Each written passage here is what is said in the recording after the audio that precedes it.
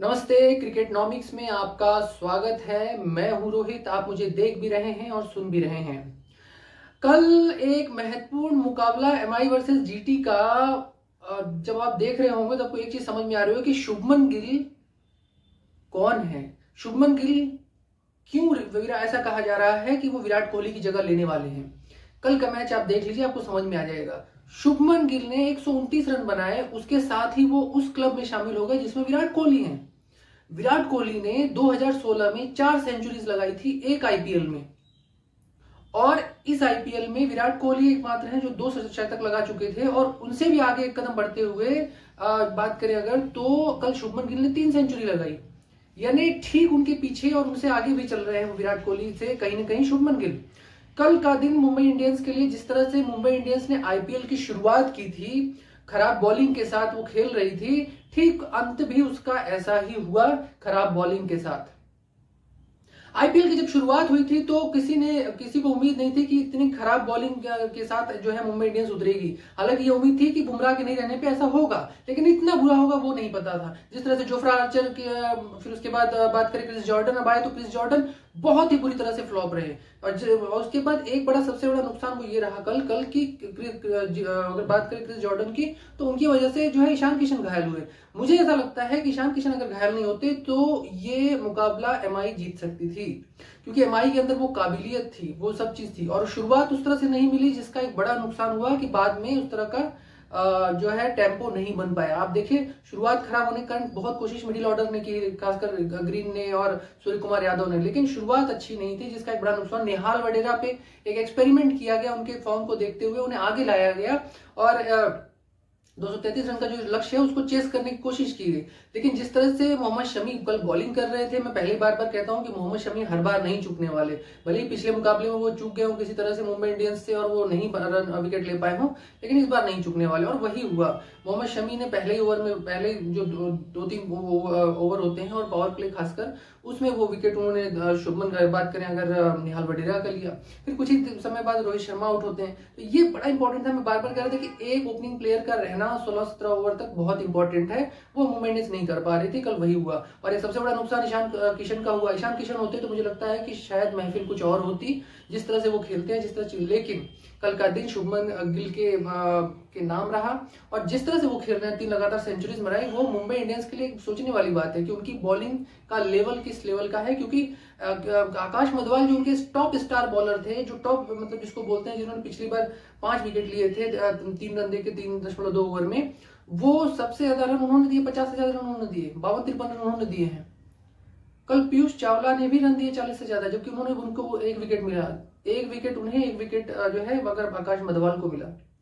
कहने का मतलब यह है कि उन्हीं बॉलर्स को विकेट मिले, चाहे उन्होंने रन ज्यादा दिए, जो विकेट लेते आए हैं, और इसके अलावा किसी को नहीं मिले। ग्रीन की बात करें तो कैमरून ग्रीन बैटिंग से बहुत अच्छे रहे हैं, लेकिन एज ए बॉलर उनका परफॉर्मेंस उस तरह का नजर नहीं आया। पूरे आईपीएल की बात करें तो जो मुझे दिखा, विकेट टेकिंग वो नहीं नजर आए खासकर। उसके अलावा एक बड़ी इंपॉर्टेंट चीज वो ये देखी कि कल 7 ओवर में 6 बॉलर्स को आजमाया गया। 5 ओवर तक तो बहुत अच्छा गेम चल रहा था, पूरा टाइम लिया शुभमन गिल ने अपने आप को सेट होने तक। एमआई के बॉलर्स को लगने लगा शायद वो अच्छा कर रहे हैं, बढ़िया कर रहे हैं, वो ओवर कॉन्फिडेंस में थे। फिर उसके बाद जैसे ही क्रिस जॉर्डन आते हैं 6-7वें ओवर के बाद, क्रिस जॉर्डन के 1 ओवर में 17-18-20 रन चले जाते हैं। उसके बाद से पूरा मोमेंटम चेंज होता है वहां से, और हर बॉलर की पिटाई होती है। फिर आकाश मधवाल की भी होती है, पीयूष चावला की तक की होती है। कहने का ये मतलब है कि क्रिस जॉर्डन का लाभ एमआई को नहीं मिला है, और मुझे लगता है कि 2 प्लेयर्स का रिप्लेसमेंट ढूंढना पड़ेगा, जोफ्रा आर्चर और क्रिस जॉर्डन का, क्योंकि वो मुझे लगता है किफायती नहीं है। और बहुत बड़ी, अगर बात करें तो कहीं ना कहीं जो है, जिस तरह से बुमराह बॉलिंग करते हैं, बुमराह की बहुत बड़ी कमी कल भी दिखी, और आईपीएल जब शुरू हुआ था तब भी बीच में आकाश मधवाल ने संभाला था। लेकिन आकाश मधवाल को के लिए भी एक प्लेयर जो शुरू में बॉलिंग करते हैं, वो जो है उनकी बॉलिंग अच्छी होनी चाहिए, तभी वो कुछ कर सकते हैं, क्योंकि दूसरे एंड से फिर पिटाई शुरू होने के कारण बॉलर मोटिवेशनल उस तरह से मोटिवेट नहीं हो पाता। दूसरी इंपॉर्टेंट सबसे रही वो बात वो ये कि कल जितनी भी बॉल डाली जा रही थी, वो ज्यादातर आप देखिए हाफ पिच की बॉलें डाली जा रही थी, या फिर यॉर्कर भी डाली जा रही थी। यॉर्कर सटीक नहीं जा रही थी, आकाश मधवाल को देख लीजिए आप।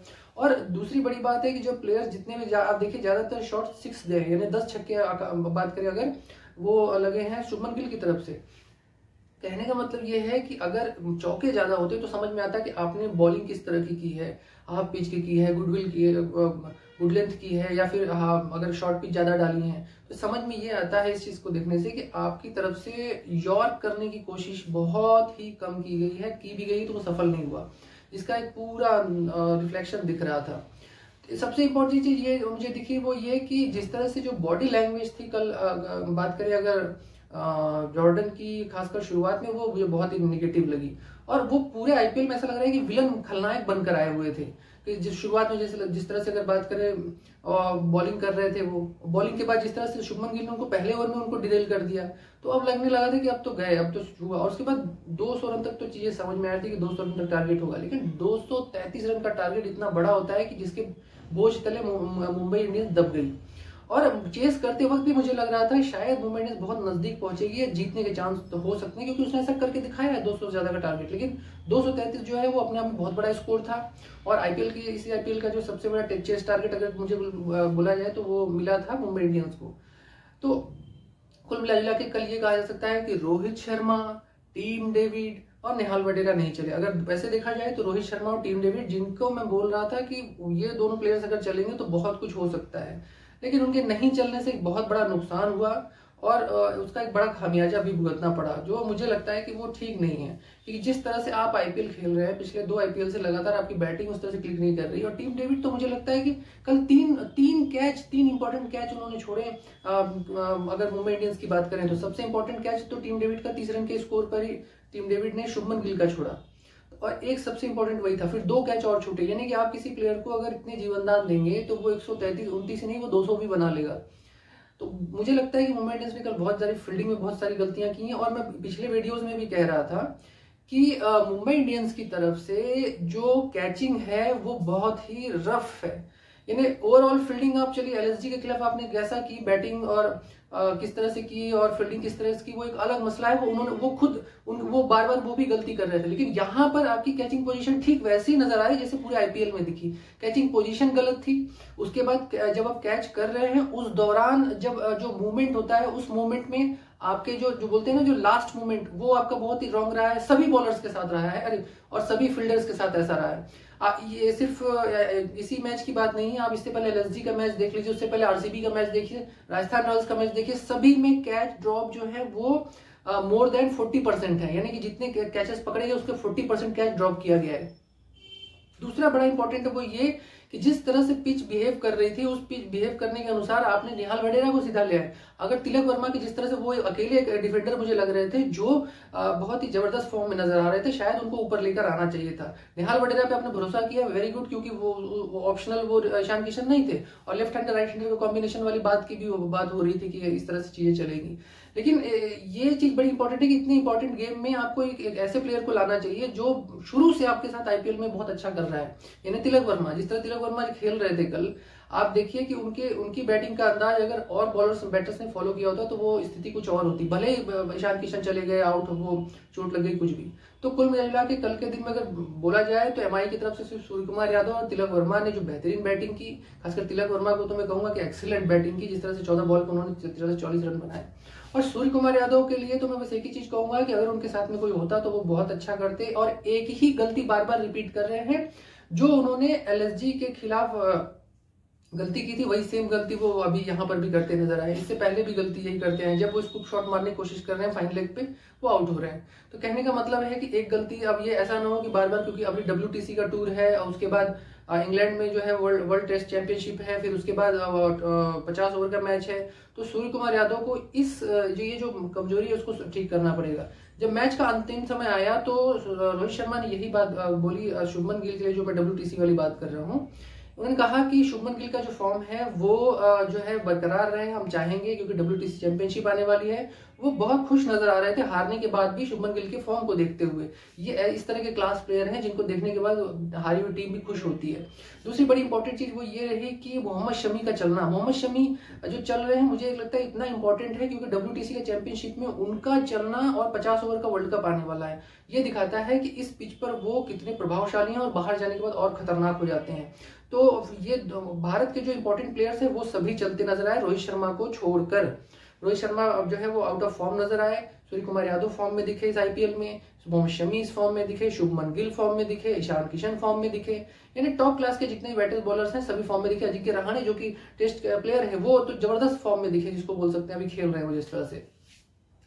कुल मिलाजुला के मुंबई इंडियंस की बॉलिंग पूरी तरह से फ्लॉप रही और मुझे लगता है कि कहीं ना कहीं मुंबई इंडियंस को बुमराह के साथ में आकाश मधवाल जब मिलेंगे तो वो बहुत ही खतरनाक नजर आएंगे और आकाश मधवाल को थोड़ा और एक्सपीरियंस लेने की जरूरत है। जिस तरह से वो बॉलिंग कर रहे थे, अनुभव की थोड़ी कमी है, मुझे लगता है धीरे धीरे और वो सीखेंगे। और एक बड़ी सबसे इंपॉर्टेंट चीज है कि आपकी क्वालिटी स्पिनर जो है वो कहीं ना कहीं मुंबई के पास नहीं दिखा, जिस तरह से हर टीमों के पास है। जीटी की बात करें तो राशिद खान है, फिर अगर बात करें सीएसके की तो सीएसके के साथ रविंद्र जडेजा है, मोइन अली हैं, इस तरह के जो टॉप क्लास के स्पिनर्स हैं। उसके बाद बात करें अगर युजवेंद्र चहल है आरसीबी राजस्थान रॉयल्स के लिए, फिर राहुल चहर है आरसीबी के लिए, तो ये पंजाब के लिए और उसके लिए तो दोनों इंपॉर्टेंट बात ये है कि आपके साथ बॉलिंग का जो कॉम्बिनेशन है स्पिन और फास्टर बॉलर का वो किस तरह का है।